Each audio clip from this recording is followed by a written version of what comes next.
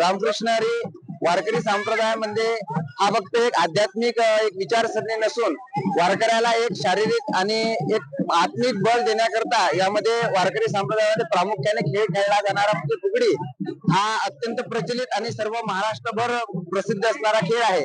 आणखीन या माऊलींच्या रिंगणामध्ये जे अश्व फिरवले जातात तो एक खेळाचाच प्रकार आहे, जेणेकरून वारीमध्ये आलेला प्रत्येक वारकरी हा तनाने मनाने आणि शरीराने स्वस्थ आणि प्रसन्न व्हावा याकरिता या सर्व खेळाचं आयोजन केले जात असते।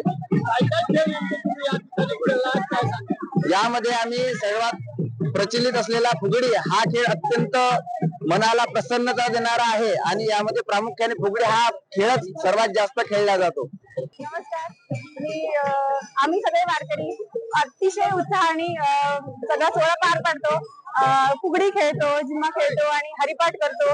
सगळे गायन वादन करत करत मजेशीर आम्ही पूर्ण प्रवास कंप्लीट करतो आणि खूप आनंदाने तो प्रवास होतो आणि माऊलीच्या दर्शनाची इच्छा आहे आता बस। या ठिकाणी आज आम्ही माऊली ज्ञानोबारांच्या नंतर त्यांच्या सोहळ्यामध्ये या ठिकाणी सर्व वारकरी आलेलो आहोत आणि आज आम्ही या रिंगणामध्ये खेळ मांडियेला वाळवंटी गाई नाचती वैष्णव भाईरे क्रोधा अभिमान झाली पावटणी काय लागती रे पायरे या उक्तीप्रमाणे अनेक खेळ आहेत।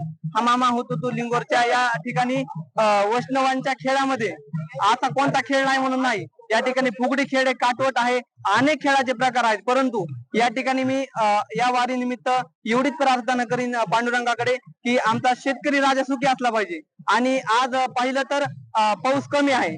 पांडुरंगाकडे एवढीच आम्ही अपेक्षा करू की आमचा वारकरी तर आनंदी राहिलाच पाहिजे, परंतु आमचा शेतकरी सुद्धा आनंदी राहिला पाहिजे। त्याचं कारण की पाऊस कमी आहे, जास्त पाऊस पडावा अशी मी पंढरीनाथाकडे विनंती करतो। लोकशाही मराठी ऐका, पहा, जागरूक रहा।